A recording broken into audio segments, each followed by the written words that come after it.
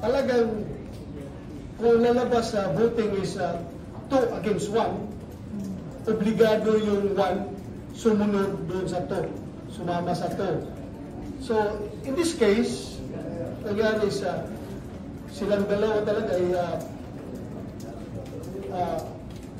nag-decide na sumupunta kay Senator Jesus Cordero. Ako ay naiwan. I want to stay with ayaw ko sana. Pero yun ang usapan kami na obligado sumama.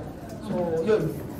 Pinirmahan ko yung resolution, but that was already immaterial because they already have 14 that they have already declared victory. But at least on my part, masaya rin ako because Senator Chis is a very magnanimous victor.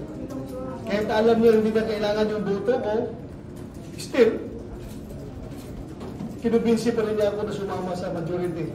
Pero sir, bakit kayo umiyak kahapon? Nakikinig po kayo. Well, kasi yung nakapirma ako before mag-start ang session. Diba? Masok ako doon. Tapos ngayon, sinaluduhan ako ni Migs. Eh talaga hindi ko napigilan, napaiyak ako dahil for me being a good soldier, gusto ko sabihin kay Migs doon is, sorry boss, I failed to win the war for you. Because I am one of his trusted lieutenants.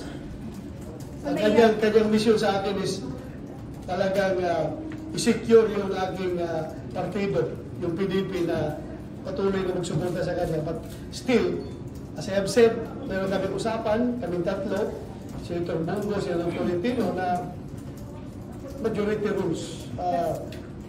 Lalabas 3 against 1, obligado sasama yung 1 dun sa decision.